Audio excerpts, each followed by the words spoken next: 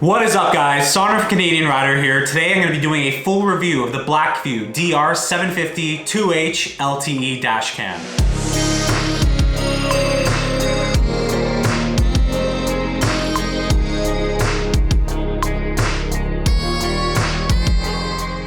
So you guys know I've had multiple dash cams. I have some installed on my Lexus. I've had them installed on my Audi R8. I currently have the Blackvue DR900S installed on the Audi R8. So I'm not a newbie in terms of dash cams and looking for features and functionality. Blackvue has come out new into the market with their latest DR750-2CH LTE dash cam. So this is the first dash cam from Blackvue where you actually have the capability to insert a SIM card and a data plan into the dash cam itself to go ahead and give you access into looking at the cameras from anywhere you are, not just connected to Wi-Fi. So I'm gonna be talking about a whole bunch of different things here. I think this Blackvue dashcam is definitely in contention for your daily driver's best friend. So I'm gonna go over the price, the specs, how it actually is performing in terms of what I've seen, and compare it to, ThinkWare Q800 Pro, which I have on my Lexus IS350, but then on the DR900, which is the 4K dashcam that I have on my 2008 Audi R8.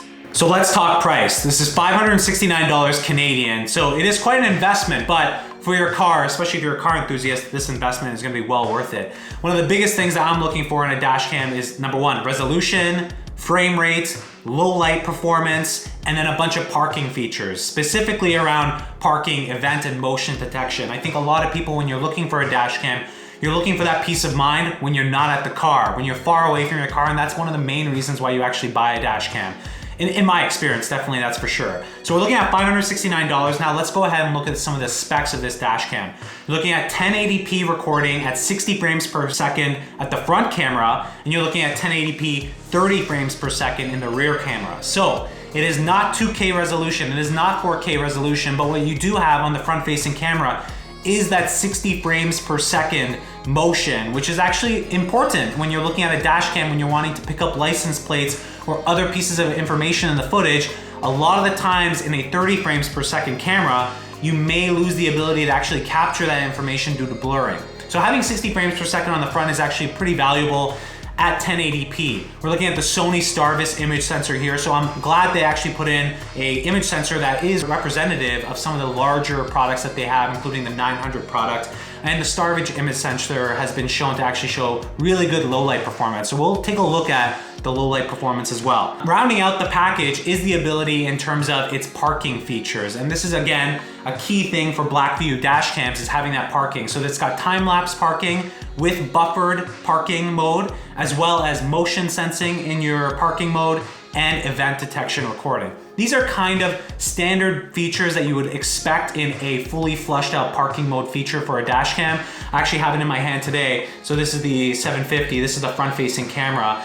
I'm excited to actually go ahead and put these in. Now, in order to have all those parking features in place, you need to obviously buy the parking kit or the parking adapter. So I have that as well. And installation's a breeze. You can go ahead and look at their installation guide. I'll link it in the description box down below. And by the way, I'll also link everything else you need in this description box down below in terms of the dash cam, all the things you need for the installation to hardwire it into your car. It's actually fairly simple. I highly recommend you hardwire these dash cams, especially if you're looking to get the most out of the parking mode features and the parking protection that is offered with these dash cams.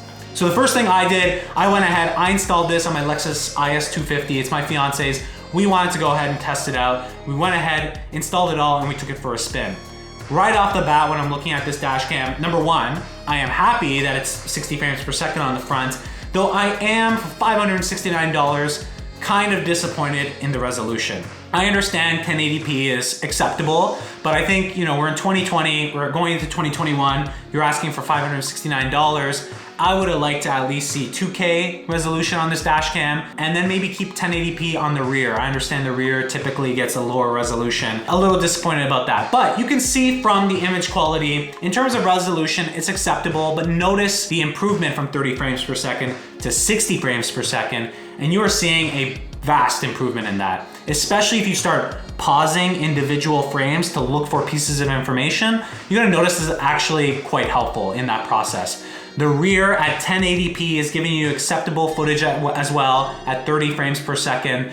In terms of what it can do in terms of the capabilities, you are seeing in the daytime, again, I've looked at the images, I've looked at the quality, it is good. I'd say it's good, I'm not gonna say it's excellent. I really do think it is missing a little bit of that detail that I've practically gotten used to with a 2K and a 4K dash cam in the front. But again, it's augmented by that 30 or the 60 frames per second, which is obviously really helpful in terms of freezing frame, checking out that information. Low light performance is actually even more impressive. So again, it's using that Sony Starvis sensor, and you can see in these files right now, this is some really good nighttime footage, right? You're seeing really good, acceptable qualities of grain and noise in the image, especially compared to some of the other dash cams I've viewed. And everything's actually fairly clear. I'm really happy with the low light performance of this camera. And that's something important because a lot of times, especially when you're driving or in those situations where you're in parking mode and those bad things tend to happen, they tend to happen at nighttime. So it's good to have a camera that is actually really good at low light performance. So that's the benefit of all of this, again. Now, the thing about LTE and the 4G capability, which is kind of the standout feature of Blackvue's offering here, is that you can actually access it within the camera here. So I have the camera here, I have my SIM card removal tool, and in the camera, there's just a little hole here that you just pop out the SIM slot, and here you go. You can put in your 4G LTE SIM card with a data plan, pop it in here, and you're gonna have access to live footage from your camera anywhere you are, which is pretty cool. Especially in Canada, you can get a SIM card for 2 or 4 gigabytes of data for around $5 or $10 a month, which is actually really amazing. So I'd highly recommend you do that if you're getting this, especially for a daily driver. So I'm using this on my fiance's daily driver, the Lexus IS250, and honestly, it's super valuable, especially if you park it somewhere, you know, it's been sitting there for a long time, you wanna check up on it, great. And the live notifications from the dash cam itself to your phone. Another cool feature about this and having the SIM card here with your LTE, it can be used as a Wi-Fi hotspot in your car. So depending on the data coverage that you actually have on your LTE device or the LTE chip here, you can hotspot and use it for other purposes in your car, which is pretty cool. So this is the dash cam here again, installed on my fiance's Lexus IS250. Really easy to install. It was no different than anything else. What's also cool, if you do have a Blackvue camera that you're upgrading from, all of the ports are the same. So you don't need to rewire your car or anything crazy like that anymore because they kept all the ports the same, which I appreciate. So thank you, Blackvue, for doing that. That's a really smart feature. In terms of the app, so it's the same great app that I've used in terms of being able to view live streams from front and rear, which is actually very important. Being able to download on the fly, view it on the fly. It's pretty informative. The app is pretty good. I haven't had any crashes or anything major with it, but the main thing that I'm looking for in a dash cam is the parking mode. So let's talk about parking mode. This is an extremely important feature. So parking mode is by impact detection, it is by motion detection, and then there's a time-lapse feature in your parking mode. So I'm using the event detection and the motion detection, and you're actually able to do a whole bunch of different stuff with this. You can change the sensitivity in terms of motion and impact detection to determine, you know, how you want the recording to actually happen, and it buffers the recording. So let's say somebody hits you, you're gonna have a buffered footage of that impact or of that sequence of events, and then sequence recording a minute later post-event, which is actually very important. So you want that full peace of mind in terms of buffer recording is not actually writing to the SD card up until that detection's been made. Then it's starting to write over in its cache. So in terms of battery life, in terms of sucking power from your car, it's got those protections in place, but also with the hardwire kit, you can actually change the power settings to say, hey, you know, once my car's hit 12.5 volts, I want it to cut off, stop recording any event or motion detection. Or you can also set a time limit on it. So for example, I set a 48-hour time limit on my motion and impact detection so that after that period of time, there's been no detection, I want you to stop recording permanently because I don't want to put a full drain on my battery, which is important because on both of my cars, they've got over 300,000 kilometers in them. They're a bit aged, and I don't want to be stuck with a dead battery because the dash cam was draining the battery, and now I'm stuck in the winter for some reason. So impact, motion detection, and then there's the time lapse feature. I don't use the time lapse, it records at 1 frame per second, but you can if you think that's valuable for yourself. I personally prefer setting up my motion detection at a level of sensitivity that I like, event detection also at a level of sensitivity I like, and then also you can actually modify the zones inside of the image of what will actually get picked up by the camera for its motion detection. So there's a ton of functionality in the app to actually adjust all of these features, including built-in audio recording. So the fact that you can actually get audio recording inside of the cockpit of your car while you're recording your dash cam is also a great benefit and plus. Of course, I've obviously just skipped out over these other features that are standard now. They're table stakes. Wi-Fi. You must have Wi-Fi to connect to the app. GPS. Absolutely makes sense. But now obviously the 4G LTE capability of this dash cam. So I'm looking at all these things. So far, I've been driving around with it for a couple weeks. I've been impressed. It's solid, it's reliable. You notice all of the holes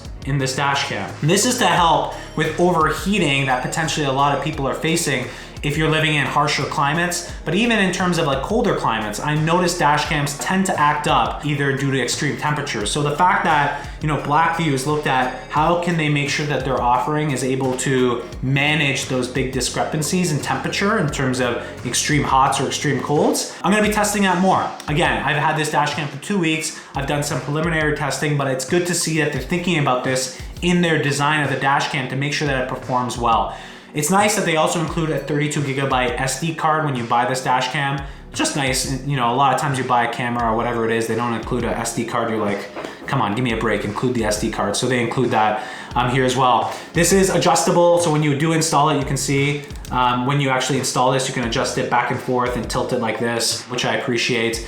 And as well, so far, everything that I've worked with on Blackvue in the camera, so my DR900 for my Audi R8, it's been rock solid reliable. I haven't had any problems with that. I've had that for about a year now. So in terms of Blackvue, their performance and history of the brand, I've had great results with it. Again, that's a 4K camera where this is 1080p at 60 frames per second, but I still think it's acceptable. I think really this dash cam is for the person. They have a daily driver. They want to make sure that their daily driver is safe and kept up well. I think at $569, it is a premium on the price point, but this is the first camera in Blackvue's lineup that actually delivers 4G LTE connectivity via a SIM card, so you can choose what providers you want to actually use. I think that's a huge feature. In Canada, it's set up for Bell, TELUS, and Rogers. I put a Bell SIM card on this to go ahead and use 4 gigabytes. If you're wondering, by the way, how many gigabytes you actually need to use to get the Wi-Fi functionality, in my testing quickly in the 2 weeks, 2 gigabytes is probably fine if you're not checking up on it every day and setting up backups.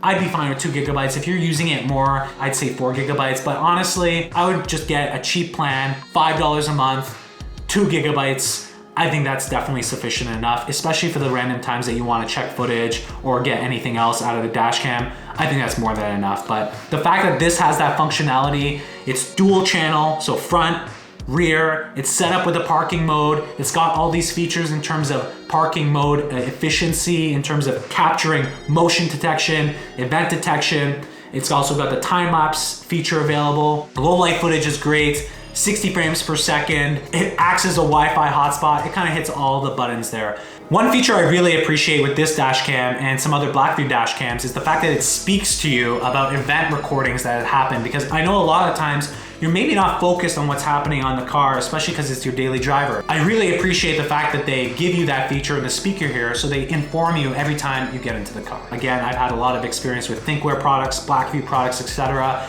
I don't have any bias. I just want a dash cam that's gonna be able to protect my investment, protect my car, and make sure I know what's happening when I park it somewhere and that it's safe. So I'm really impressed with this. If you have any questions, make sure you leave them down. Like this video if you liked it. Make sure you subscribe to the channel, guys. We're almost at, I think by the time this video gets out, 25,000 subscribers. So I wanna say to all of you, thank you so much. I can't wait to actually be investing more and more time making more videos for you guys and for this channel. I love doing this stuff. I love telling you guys these stories and even reviewing these products, because I know for a lot of the enthusiasts out there, this is something that resonates, right? Like, I wanna protect my car.